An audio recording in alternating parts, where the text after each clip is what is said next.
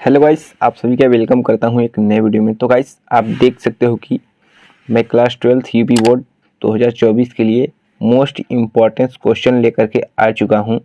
यदि आप अभी तक कुछ भी नहीं पढ़े हैं तो मैं आपको 100% गारंटी के साथ कह सकता हूं गाइस कि आप इस वीडियो को देखने के बाद 65 प्लस स्कोर करने वाले हैं। जी हाँ, आप बिल्कुल सही सुन रहे हैं, 65 प्लस स्कोर करेंगे इस वीडियो को आप देखने के बाद।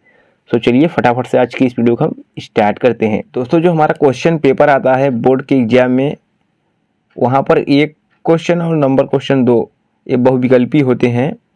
सो यहाँ पर मैंने 3 क्वेश्चन से सिलेक्ट किया है नंबर 3 से। यहाँ पर मैंने वही क्वेश्चन सिलेक्ट किया है जो क्वेश्चन एग्जाम में पूछे जाते हैं, और ये गारंटी है कि यदि आप इस वीडियो को देख लेते हैं तो आपको कोई दूसरी वीडियो देखने की आवश्यकता नहीं है। सो चलिए फटाफट से हम इस वीडियो को स्टार्ट करते हैं। सबसे पहले यहाँ से हम क्वेश्चन नंबर 3 से स्टार्ट करते हैं, ठीक है।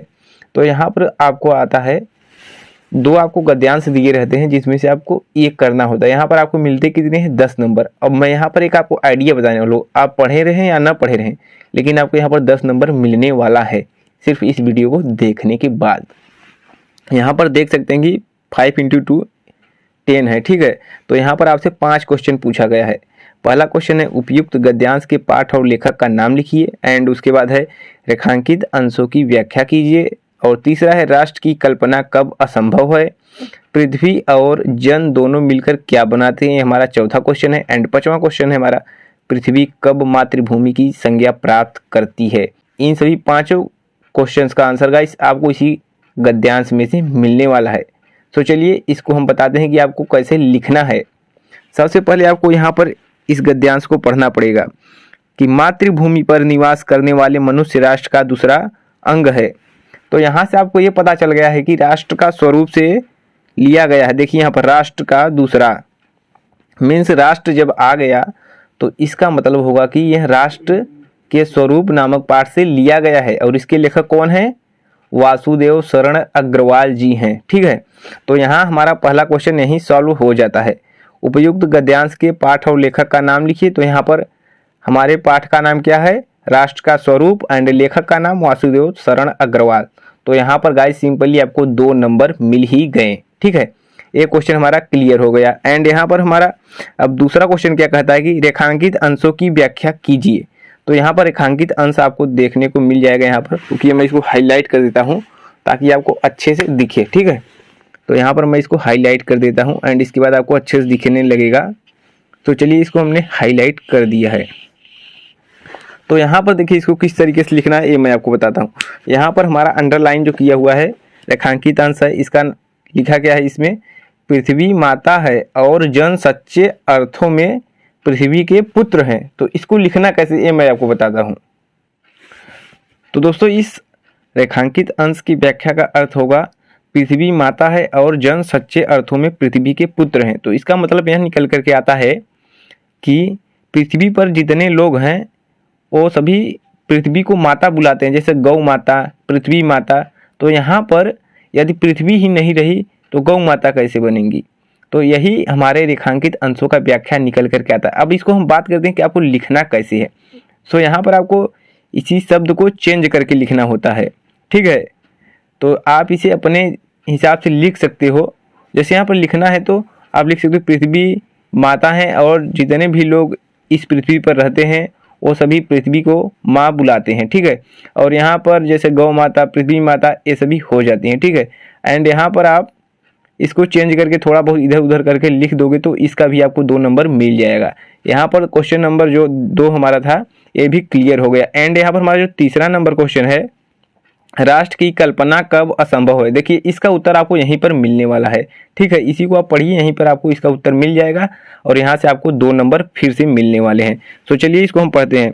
मातृभूमि पर निवास करने वाले मनुष्य राष्ट्र का दूसरा अंग है। पृथ्वी हो और मनुष्य न हो तो राष्ट्र की कल्पना असंभव है। देखिए इसका उत्तर मिल गया यहाँ पर तीसरे नंबर क्वेश्चन का। पृथ्वी हो और मनुष्य न हो तो राष्ट्र की कल्पना असंभव है, ठीक है। यदि आप यहाँ से यहाँ तक लिख देते हैं तो इसके आपको 2 नंबर मिल जाएंगे। इस तरीके से आपको कुल कितने नंबर मिल गए हैं? 6 नंबर मिल गए गाइस। अब हम लोग चलते हैं चौथे प्रश्न पर, ठीक है। हमारा जो चौथा क्वेश्चन है ये क्या कहता है? पृथ्वी और जन दोनों मिलकर क्या बनाते हैं। इसका भी उत्तर आपको यहीं मिलने वाला है, जो कि गद्यांश है। ठीक है, यहाँ से आपको इसका उत्तर मिल जाएगा। पृथ्वी और जन दोनों मिलकर क्या बनाते हैं, तो इसके आगे हम पढ़ते हैं। पृथ्वी और जन दोनों के समन्वय से ही राष्ट्र का स्वरूप संपादित होता है। समन्वय मतलब मिलने से, पृथ्वी और जन दोनों के मिलने से ही राष्ट्र का स्वरूप संपादित होता है। तो यहाँ से लेकर यहाँ तक हम क्वेश्चन नंबर 4 का उत्तर लिख देंगे, तो यहाँ पर भी आपको 2 नंबर मिल जाएंगे। ठीक है, एंड 2 नंबर यहाँ पर मिल गए। आपको कुल कितने अंक मिल गए, 8 अंक मिल गए। ठीक है, एंड यहाँ पर हमारा जो 5वां क्वेश्चन वो कहता है क्या, पृथ्वी कब मातृभूमि की संज्ञा प्राप्त करती है। इसके आगे आपको पढ़ते चले आना है और आपको क्वेश्चन का आंसर मिलते चले जाएगा। ठीक है, तो यहाँ पर हमारा क्या क्वेश्चन है, पृथ्वी कब मातृभूमि की संज्ञा प्राप्त करती है। तो यहाँ पर है, जन के कारण ही पृथ्वी मातृभूमि की संज्ञा प्राप्त करती है। देखिए यहाँ तक मैंने पढ़ा था, इसके आगे पढ़ा, इसका उत्तर मिल गया।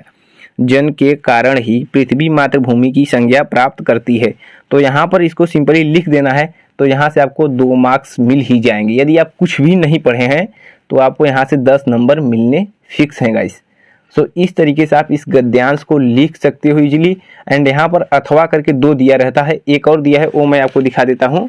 तो दोस्तों जो हमारा क्वेश्चन नंबर 3 था उसमें 2 गद्यांश दिए थे, तो मैंने पहला गद्यांश आप सभी को बता दिया। यहाँ पर अथवा करके दूसरा गद्यांश जो दिया है इसको भी हम लोग देखते हैं। तो यहाँ पर अशोक का वृक्ष जितनी भी मनोहर है, लेकिन इसको हम पूरा पढ़ेंगे नहीं, आप इसको समझिए बस। ठीक है, तो यहाँ पर देखिए, जब अशोक का वृक्ष आ गया तो इसका मतलब कि ये अशोक के फूल नामक पाठ से लिया गया। ठीक है, तो यहाँ पर क्वेश्चन नंबर 1 का उत्तर हमें पहले से ही मिल गया। ठीक है, अशोक का वृक्ष जितना भी मनोहर मतलब कि अशोक के वृक्ष नामक पाठ से लिया गया है, और इसके लेखक कौन है, आचार्य हजारी प्रसाद द्विवेदी जी हैं। तो यहाँ पर आप ए लिख देते हैं, पाठ का नाम और लेखक का नाम, तो यहाँ पर आपको 2 नंबर इजीली मिल जाएंगे। और दूसरा क्वेश्चन जो है वो कहता है, रेखांकित अंशों की व्याख्या कीजिए। जो साधारण प्रजा के परिश्रमों पर पली थी, उसके रक्त संसार कणों को खाकर बड़ी हुई थी। तो यहाँ पर आपको इसे थोड़ा इधर उधर करके लिख देना है मैनेज करके, तो यहाँ पर इसके भी आपको 2 अंक मिल जाएंगे। यहाँ पर पूरे आपको 4 अंक मिलने वाले हैं। ठीक है, और यहाँ पर तीसरा क्वेश्चन है जो है, सामांत सभ्यता की परिष्कृत रुचि का प्रतीक कौन है। तो यहाँ पर आप इसको पढ़ेंगे गद्यांश को, तो यहाँ पर इसका उत्तर आपको मिलने वाला है। ठीक है, तो चलिए इसको हम पढ़ते हैं।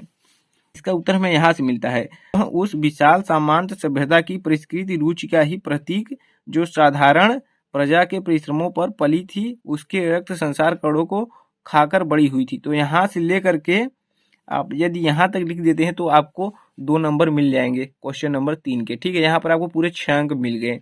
एंड यहाँ पर चौथा जो क्वेश्चन हमारा क्या कहता है, लाखों करोड़ों की उपेक्षा से कौन समृद्धि हुई थी। ठीक है, तो इस क्वेश्चन का भी आंसर आपको इसी गद्यांश में मिलने वाला है। तो यहाँ पर आप देख सकते हो कि यहाँ पर ये जो क्वेश्चन है लाखों करोड़ों, तो यहाँ से भी आपको मिल रहा है लाखों करोड़ों, तो इसके आगे से ही आप बनाकर लिख सकते हो। यहाँ से उसके रक्त संसार कणों को खाकर बड़ी हुई थी, और लाखों करोड़ों की उपेक्षा से आप चाहो तो यहाँ से भी लिख सकते हो, जो साधारण प्रजा के परिश्रमों पर पली थी, उसके रक्त संसार कणों को खाकर बड़ी हुई थी, और लाखों करोड़ों की उपेक्षा से जो समृद्धि हुई थी, वे समान उखड़ गए और दिनोत्सव की धूमधाम भी मिट गई। ठीक है, तो यहाँ से यहाँ तक अब यदि आप लिख देते हो यहाँ से यहाँ तक, तो आपको इसके भी 2 अंक मिल जाएंगे। एंड हमारा 5वां जो क्वेश्चन है, आज उस सामांत सभ्यता की क्या स्थिति है। तो आप यहाँ से लिख सकते हो, वे सामांत उखड़ गए और दिनोत्सव की धूमधाम भी मिट गई। यहाँ से यहाँ तक लिख दो इसको, 5वें क्वेश्चन का आंसर, तो आपको यहाँ से 2 नंबर मिल जाएंगे। और यहाँ पर आपको चौथे क्वेश्चन का आंसर यहाँ से लेकर के यहाँ तक लिख देना है, तो आपको भी यहाँ से 2 नंबर मिल जाएंगे। कुल आपको यहाँ से मिलाया जुलाकर 10 नंबर मिल ही जाएंगे। दोनों क्वेश्चन आते हैं तो आप इसे इजीली हैंडल कर पाएंगे। तो चलिए अभी हम नेक्स्ट क्वेश्चन को देखते हैं। यहाँ पर मैं भी देखता हूँ 5 का क्वेश्चन आपको बताने का प्रयास करता हूँ। इसमें आते हैं, आपको किसी एक लेखक का साहित्यिक परिचय देते हुए उनकी प्रमुख कृतियों पर प्रकाश डालिए। अधिकतम शब्द सीमा इसमें 80 होता है, और यहाँ पर आपको मिलते हैं 5 नंबर। 3 नंबर उनके जीवन परिचय लिखने पर, और 2 नंबर उनकी रचनाओं पर। 2 रचनाएं लिखेंगे 2 नंबर, और जीवन परिचय लिख दें आपको 3 नंबर मिल जाएंगे यहाँ पर इजीली। तो यहाँ पर 3 लोगों का आता ही आता है, आचार्य हजारी प्रसाद द्विवेदी जी का, एंड वासुदेव शरण अग्रवाल जी का, and doctor APJ Abdul Kalam का। एंड दोस्तों 5 के ख में जो हमारा प्रश्न आता है, किसी एक कवि का साहित्यिक परिचय देते हुए उसकी प्रमुख कृतियों पर प्रकाश डालिए। यहाँ पर एक गद्यांश में से आता है और एक पद्यांश में से आता है, ठीक है। तो यहाँ पर शब्द सीमा जो होता है वो 80 होता है। यहाँ पर है जयशंकर प्रसाद जी का, महादेवी वर्मा का और सच्चिदानंद हीरानंद वात्स्यायन अज्ञे का। तो यहाँ पर भी आपको इजीली 5 नंबर मिलेंगे। तो चलिए यहाँ पर भी मैं आपको बताने वाला हूँ कि किसी लेखक का जीवन परिचय आपको शॉर्टकट तरीके में कैसे लिखना है। यदि आप इस वीडियो को देखते हैं ना तो आपको जीवन परिचय लिखने आ जाएगा, और वो भी मैं एकदम शॉर्टकट तरीका बताऊंगा। यदि आपको याद भी नहीं है, केवल आपको उनका जन्म स्थान पता है और उनका निधन कब हुआ था, तो आपको यदि 1-2 रचना का नाम याद है तो आप इतने में उनका जो जीवन परिचय उसे आप लिख पाएंगे इजीली गाइस। तो चलिए यहाँ पर जो 3 जीवन परिचय हमारे गद्यांश में से आया है, तो यहाँ से मैं एक सिलेक्ट किया हूँ डॉक्टर APJ अब्दुल कलाम जी का, क्योंकि ये भाई हमारे जनता के राष्ट्रपति थे और उसके बाद ये मिसाइल मैन भी हैं, तो इनका हमें लगता है आता ही आता है, ठीक है। तो चलिए इनके जीवन परिचय को हम भी लोग देखते हैं आपको कैसे याद करना है।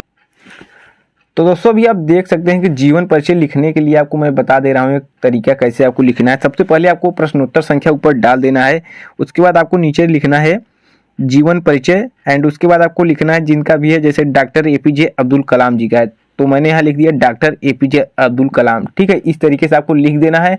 एंड इसको याद कैसे करना है मैं आपको बताता हूँ।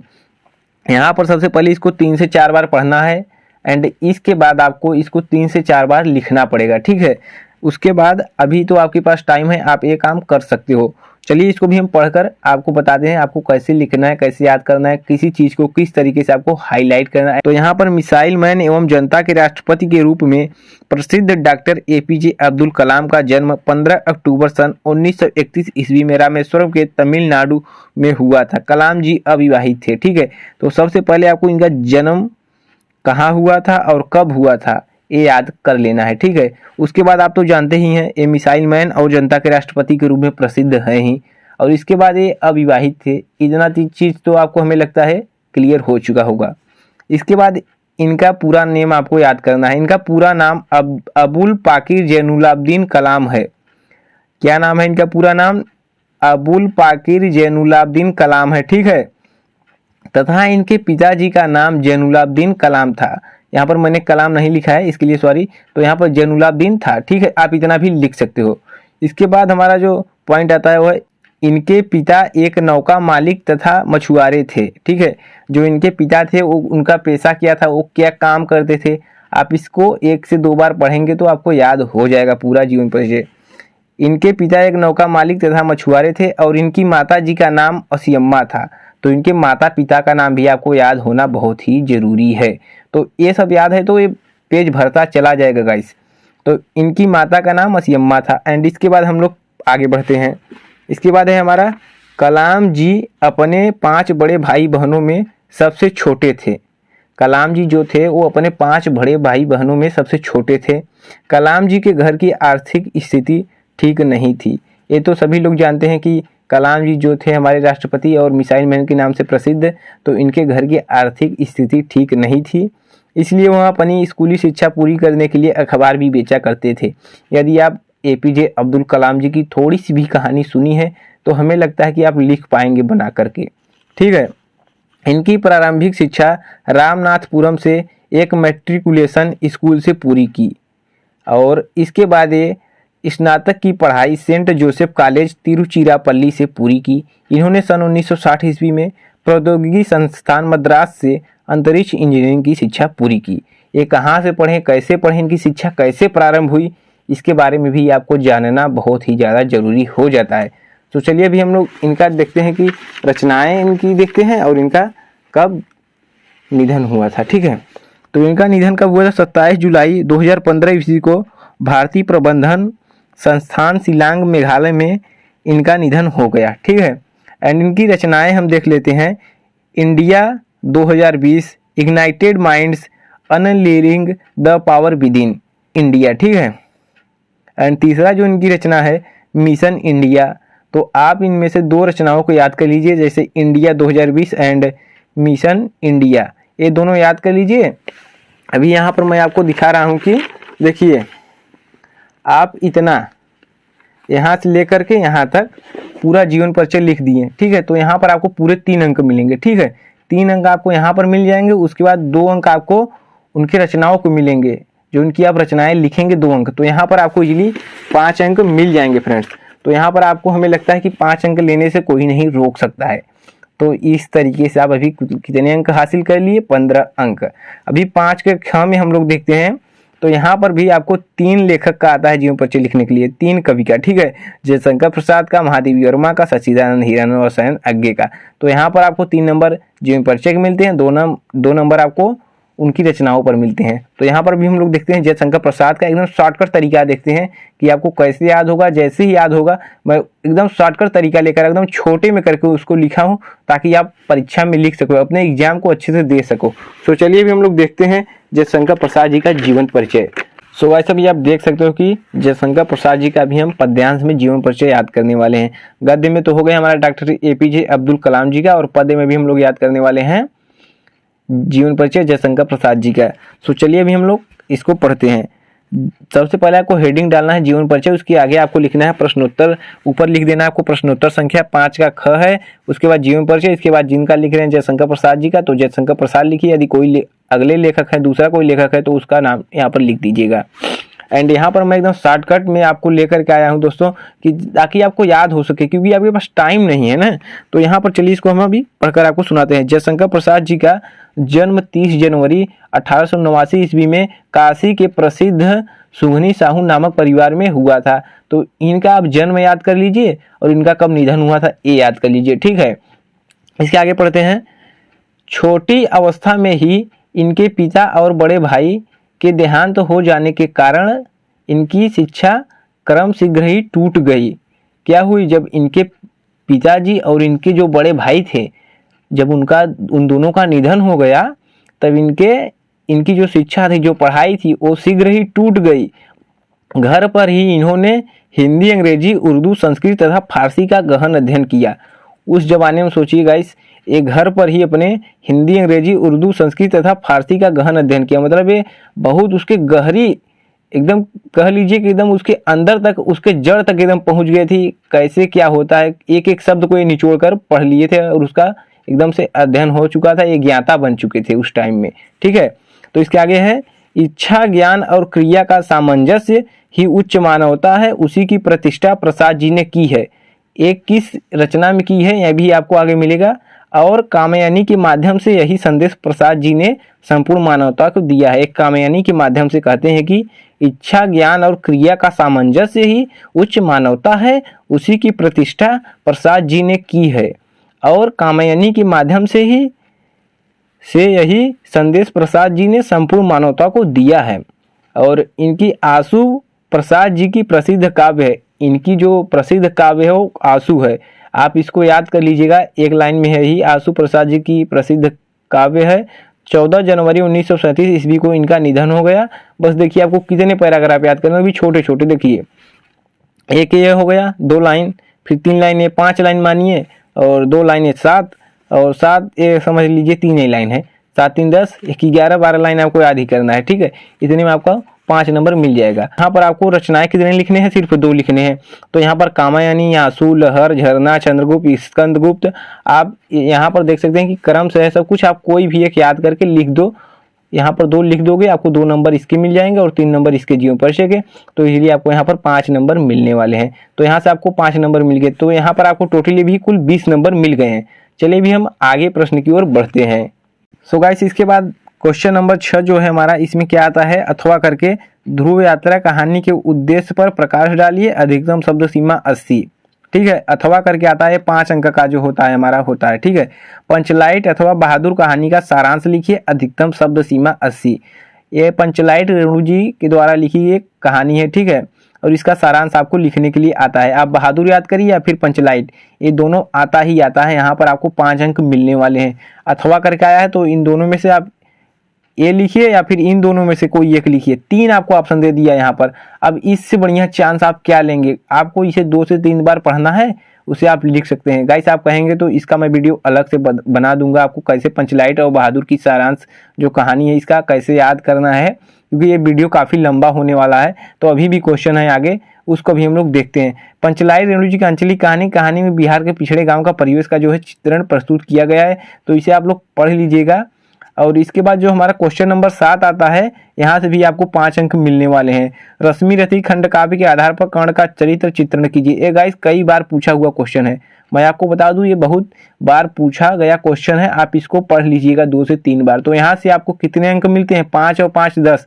आप कहिएगा तो मैं इन दोनों का अलग से वीडियो बना दूंगा कि आपको कैसे याद करना है कर्ण का चरित्र चित्रण और पंचलाइट अथवा बहादुर की सारांश की जो कहानी है, कहानी का जो सारांश है मैं उसे बना दूंगा उस पर वीडियो, ठीक है। तो अभी यहाँ से आपको कुल कितने अंक मिलने वाले हैं, रश्मि रथी खंड काव्य के आधार पर कर्ण का चरित्र चित्रण यदि आप कर देते हैं तो 5 अंक आपको यहाँ से मिलते हैं, 5 अंक आपको यहाँ से मिलते हैं। यहाँ पर देखिए 3 ऑप्शन दिया है, ध्रुव यात्रा की कहानी के उद्देश्य पर प्रकाश डालिए या फिर पंचलाइट अथवा बहादुर, 3 दिया तो एक आएगा ही आएगा, एक आप याद कर लीजिए फंस जाएगा। तो यहाँ से आपको 5 नंबर मिल जाएगा, यहाँ से भी आपको 5 नंबर मिलेगा। तो यहाँ से आपको कुल कितने अंक मिल गए, 10 अंक। तो कुल कितने अंक हो गए आपके, अभी 30 अंक पूरे हो गए हैं, ठीक है। तो यहाँ से आपको पूरा 30 अंक मिल जाता है गाइस। अभी चलिए हम नेक्स्ट क्वेश्चन को देखते हैं दोस्तों। इसके बाद हम आ जाते हैं खंड ख के प्रश्न नंबर 8 का क देखते हैं, ठीक है। इसमें आपको क्या आता है, दिए गए संस्कृत गद्यांशों में से किसी एक का संदर्भ हिंदी में अनुवाद कीजिए। तो जैसे आपको अभी हिंदी में आया था कि गद्यांश पद्यांश का संदर्भ सहित व्याख्या करने के लिए और रेखांकित अंशों की व्याख्या करने के लिए, उसी तरह हमारे संस्कृत भाग में भी आता है जो कि हिंदी में ही रहता है, ठीक है। तो यहाँ पर इसको हिंदी में आपको लिखना, इसका मतलब कि संस्कृत है, इसको हिंदी में बनाकर व्याख्या करके लिखना और इसका संदर्भ लिखना है, मतलब ये किस पाठ से लिया गया है और इसका हिंदी में उच्चारण आपको कर देना है। इसके बाद इसमें देखिए फ्रेंड्स आपको 2 क्वेश्चन मिलते हैं करने के लिए, अथवा करके, मतलब एक अथवा करके एक और रहेगा, एक ये हो गया और एक इसके बाद में है, मैं आपको दिखाता हूँ, वो करिए या फिर एक वाला करिए। आपको इसमें 2 मिलेंगे, इसमें से मैं आपको सिर्फ एक ही का सोल्यूशन बताने वाला हूँ क्योंकि भाई काफ़ी ज़्यादा वीडियो लंबा होने वाला है, ठीक है। लंबा हो जाता है तो कोई देखता नहीं है। तो यहाँ पर क्या है कि इसका संदर्भ सहित आपको व्याख्या करने के लिए आता है, तो इसको किस तरीके से करना है। यहाँ पर है बौद्ध युगे इमे सिद्धांता व्यक्तिक जीवनस्य अभ्युत्थानाय प्रयुक्ता आसन, ठीक है। तो इसको कैसे आपको लिखना है, इसको देखिए यहाँ पर सबसे पहले आपको यहाँ पर संदर्भ डाल देना है और इसको इस तरीके से लिखना है कि प्रस्तुत गद्य खंड हमारी पाठ्य पुस्तक हिंदी के संस्कृत भाग में संकलित पंचशील सिद्धांता नामक पाठ से लिया गया है। और इसके बाद आपको इसका अनुवाद कर देना है सिंपली। यदि जब आप इसका अनुवाद करते हैं तो यहाँ से आपको कुल मिलते हैं कितने नंबर, 9 नंबर मिलते हैं गाइस। यहाँ से भी आपको 9 नंबर मिलते हैं। ये जो संदर्भ है इसका 2 नंबर हो गया और 7 नंबर इसके अनुवाद का आपको मिलने वाला है, ठीक है। तो यहाँ से भी आपको 9 नंबर मिल जाते हैं इजीली। तो इसको यदि आप अनुवाद करेंगे तो कुछ इस तरीके से होगा, बौद्ध युग में ये सिद्धांत व्यक्तिगत जीवन की उन्नति के लिए प्रयुक्त थे, किंतु आजकल ये सिद्धांत राष्ट्रों की पारस्परिक मैत्री एवं सहयोग के आधार तथा विश्व बंधुत्व और विश्व शांति के साधन है। राष्ट्र नायक श्री जवाहरलाल नेहरू महोदय के प्रधानमंत्रित्व काल में चीन देश के साथ भारत की मैत्री पंचशील सिद्धांतों के आधार पर ही हुई थी, क्योंकि दोनों ही देश बौद्ध धर्म में आस्था रखते थे। आधुनिक विश्व में पंचशील सिद्धांतों ने नया राजनीतिक स्वरूप ग्रहण किया है। तो इस तरीके से आप इसको हिंदी में अनुवाद कर सकते हैं। यहाँ पर आपको दिया जाता है संस्कृत में, इसको हिंदी में अनुवाद करना होता है, इसका संदर्भ लिखना होता है। तो यहाँ से आपको 9 अंक मिल जाते हैं, 2 अंक संदर्भ के और 7 अंक आपको अनुवाद के मिलते हैं। तो चलिए अभी हम नेक्स्ट क्वेश्चन को देखते हैं। आई होप कि आपको ये समझ में आ गया होगा। यदि नहीं समझ में आया तो आप कमेंट करिएगा, तो इसके ऊपर मैं अलग से एक वीडियो बना दूंगा।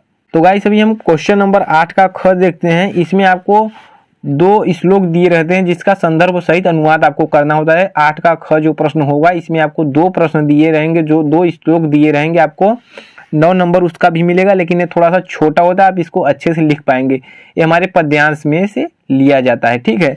तो यहाँ पर भी आपको 9 अंक इजीली मिलने वाले हैं। तो इसको चलिए हम लोग समझते हैं कि आपको कैसे लिखना है। जो दोस्तों यहाँ पर श्लोक देख रहे हैं ना, यदि आप इन चारों श्लोक को पढ़ लेते हैं तो आपको मैं गारंटी के साथ कहता हूँ कि आपको 9 नंबर लेने से कोई नहीं रोक सकता है, क्योंकि यही क्वेश्चन बार बार आता है और यही आएगा भी। इन चारों में से कोई एक न एक फंसेगा ही। तो चलिए भाई अभी हम समझते हैं। भाषासु मुख्या मधुरा दिव्या गिरवाणी भारती तस्या ही मधुरम काव्यम तस्मादपि सुभाषितम।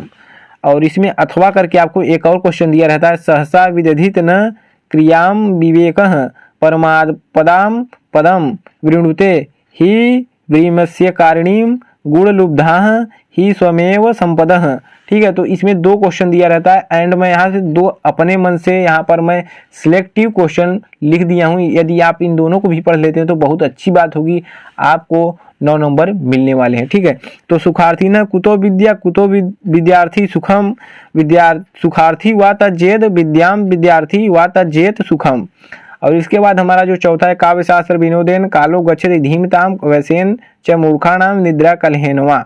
ठीक है, तो इन तीनों जो ए क्वेश्चन है हमारा ए श्लोक और ए वाला श्लोक, ठीक है, मैं आपको दिखा दे रहा हूँ ए श्लोक और ए श्लोक। ठीक है, तीनों श्लोक जो है क्या चारों श्लोक जो है हमारे ये कहाँ से लिए गए हैं, चारों श्लोक जो है प्रस्तुत। इसका संदर्भ आपको कैसे लिखना है मैं संदर्भ बता दे रहा हूँ, उसके बाद मैं आपको अभी व्याख्या इसका बताने वाला हूँ। ठीक है, तो संदर्भ आपको कैसे लिखना है, प्रस्तुत पद्यांश या फिर श्लोक हमारी पाठ्यपुस्तक हिंदी के संस्कृत भाग में संकलित सुभाषित रत्नानी नामक पाठ से लिया गया है। ठीक है, तो देखिए यहाँ पर इसका पहले मैं आपको अनुवाद करके बता देता हूँ। ठीक है, काव्य शास्त्र विनोदेन कालो गच्छति धीमताम, मतलब कि वैसेन च मूर्खाणाम निद्रा कलहेनवा। तो इसका मतलब यह होगा कि बुद्धिमानों का समय जो है काव्य और शास्त्रों को पढ़ने से और आनंदमय से बीतता है, लेकिन जो मूर्खों का समय होता है वो मूर्ख का जो समय होता है वो सोने में, टहलने में, घूमने में और अन्य गलत कामों को करने में बीतता है। ठीक है, इसको अपने मन से आप बनाकर लिख सकते हो, एक बार पढ़िएगा आप लिख देंगे। तो यहाँ पर सुखार्थी न कुतो विद्या कुतो विद्यार्थी न सुखम सुखार्थी व तज्जेत विद्याम विद्यार्थी व तज्जेत सुखम। ठीक है, तो इसका अनुवाद अभी हम लोग समझते हैं। इसमें श्लोक में क्या कहना चाहता है श्लोक की सुख चाहने वाले विद्यार्थी को विद्या कहाँ और विद्या चाहने वाले विद्यार्थी को सुख कहाँ। यदि कोई विद्यार्थी सुख की इच्छा करके और विद्या अर्जित करना चाहे तो वह नहीं अर्जित कर सकता है।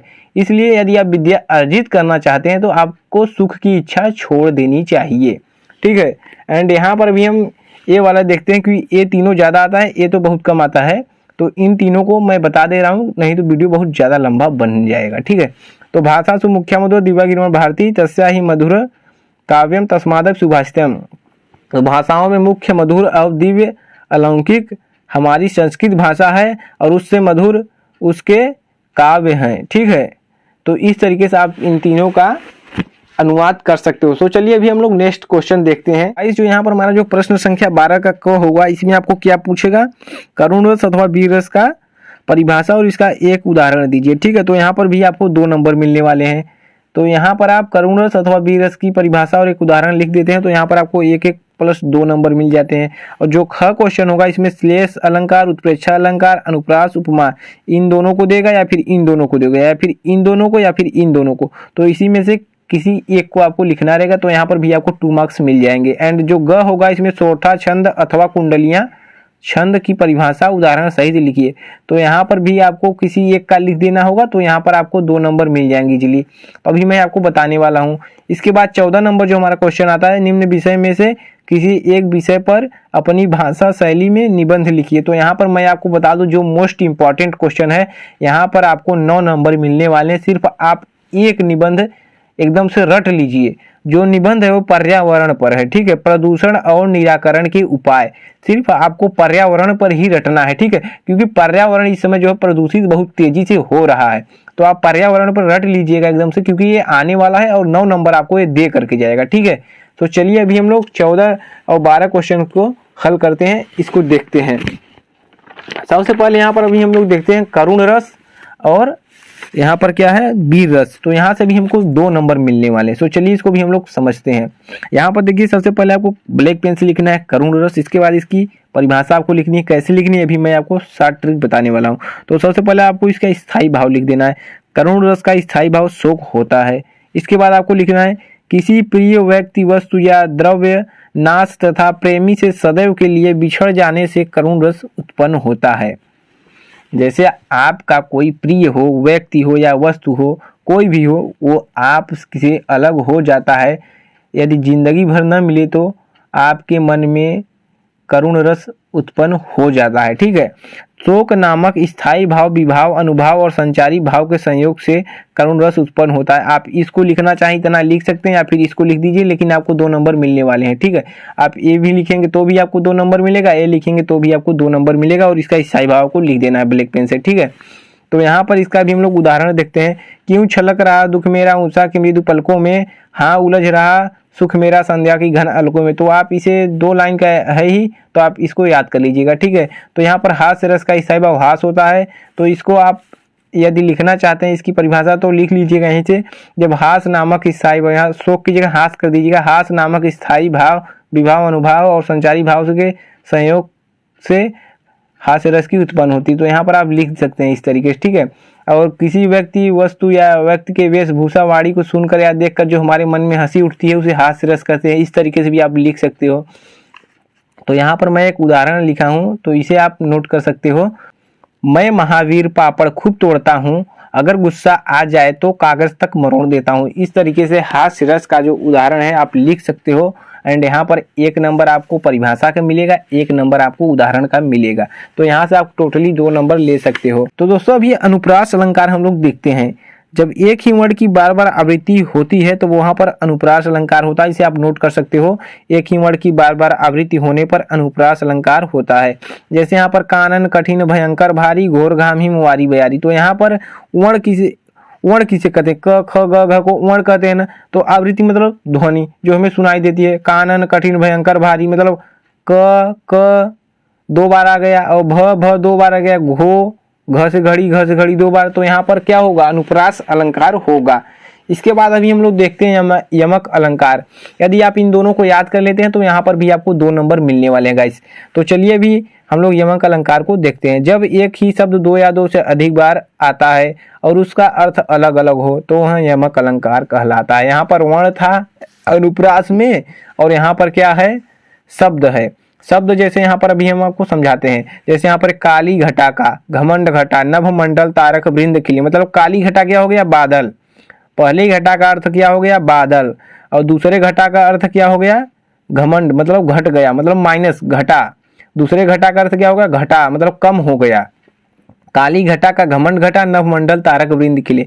काली घटा का घमंड घटा, मतलब यहाँ पर देखिए काली, ये जो काली के बाद घटा आया है, घटा शब्द 2 बार आया है। घटा, काली घटा और घमंड घटा, मतलब घटा 2 बार आया है। तो काली घटा का क्या हुआ? बादल। और घमंड घटा का मतलब कम हो गया, उसका घमंड कम हो गया। मतलब काली जो बादल थी उसका घमंड कम हो गया। तो इस तरीके से आप ये उदाहरण लिख सकते हो। चलिए यहाँ पर आपको 2 नंबर मिल जाएंगे।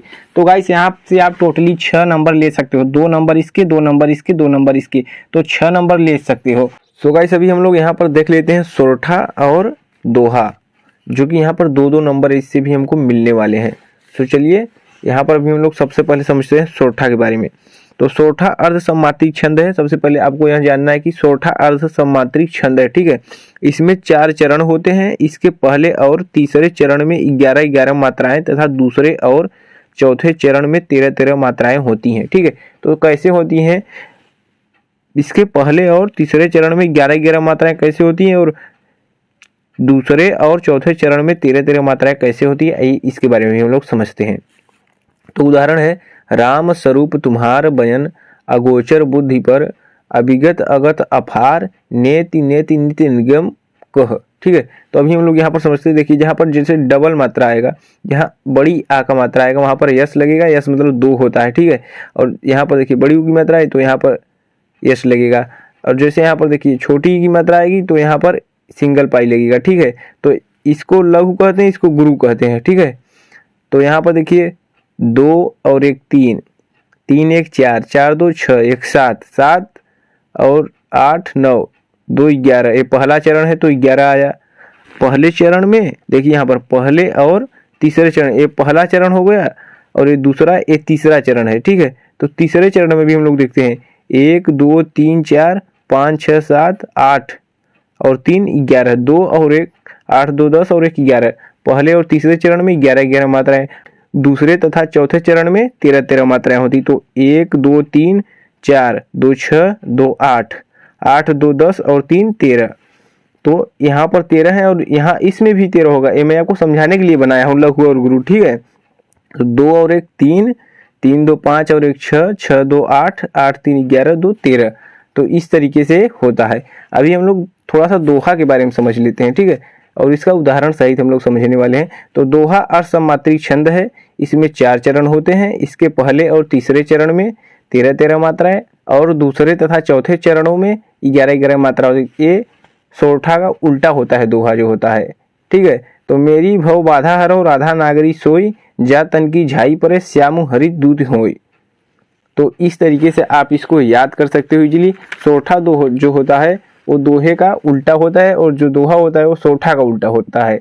तो इस उदाहरण को आप याद कर लीजिए और इस उदाहरण को याद कर लीजिए। इन दोनों को यदि आप याद कर लेते हैं, कोई एक लिख देते हैं अथवा करके आएगा, तो यहाँ पर भी आपको 2 मार्क्स इजीली मिल जाएंगे। एंड इसके बाद यदि आपको यहाँ पर निबंध लिख देते हैं तो यहाँ पर भी आपको 9 नंबर मिल जाते हैं इजीली। यदि आप पर्यावरण पर लिखते हैं तो इसका आपको नोट पॉइंट बना करके एकदम हेडिंग में आपको बता दे रहा हूँ क्या क्या लिखना है, क्या क्या आपको समझना है, उसके बारे में सिर्फ लिख दीजिएगा, आपको 9 नंबर मिल जाएगा। तो गाइस यदि आप पर्यावरण प्रदूषण पर निबंध लिखना चाहते हैं तो इसके लिए मैं आपको 5 मोस्ट इंपॉर्टेंट पॉइंट लेकर के आ चुका हूँ। तो यहाँ पर आप देख सकते हैं कि पहला आपको लिखना है पर्यावरण प्रदूषण क्या है, यह कैसे फैलता है, इसके बारे में आपको लिख देना है। और दूसरा है प्रदूषण कैसे फैलता है और प्रदूषण कितने तरह से फैल सकता है, मतलब कि वायु प्रदूषण, जल प्रदूषण, मृदा प्रदूषण, कई प्रकार का प्रदूषण होता है, तो आप इसको भी शामिल कर सकते हो। इसके बाद हमारा जो चौथा पॉइंट है यह समस्या का समाधान, इसको मतलब कैसे रोका जा सकता है। एंड जो 5वां क्वेश्चन है उपसंहार, मतलब इसे विश्व लेवल पर कैसे, पूरे विश्व में कैसे रोका जा सकता है। ये हमारा समस्या का समाधान, इसको कैसे हम रोक सकते हैं, और विश्व लेवल पर उपसंहार कहलाता है, ठीक है। तो पर्यावरण प्रदूषण पर आप इस तरीके से 5 पॉइंट बना करके 5 पॉइंट यदि आप लिख देते हैं तो हमें लगता है कि आपको 7 नंबर देने से कोई नहीं रोक सकता। एग्जामिनर भी आपको 7 नंबर हो सकता है, यदि आप बढ़िया से एक्सप्लेन कर दें तो आपको 9 नंबर ही दे देगा।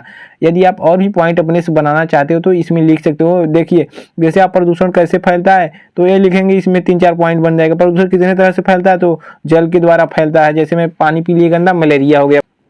तो यहाँ पर मृदा प्रदूषण, वायु प्रदूषण, जल प्रदूषण, तो यहाँ पर भी 3-4 पॉइंट इसमें बन जाएंगे। प्रदूषण कैसे फैलता है इसमें भी 2-4 पॉइंट बन जाएंगे। प्रदूषण क्या है एंड समस्या का समाधान, इसमें भी 2-4 पॉइंट बन जाएंगे। तो इस तरीके से आपका पॉइंट बनता चला जाएगा, इसके अंदर ही अंदर पॉइंट बनेगा, तो यहाँ से आपको नंबर मिलने के चांस रहेंगे। यदि आप बढ़िया से एक्सप्लेन करेंगे तो आपको 9 नंबर पूरे मिल जाएंगे। आई होप गाइस कि आज का यह वीडियो आप सभी को पसंद आया होगा। यदि पसंद आया तो वीडियो को आप लोग अपने दोस्तों में शेयर करिए ताकि वो लोग भी इस वीडियो का लाभ उठा सके। तो चलिए मिलते हैं नेक्स्ट वीडियो में। Thank you so much.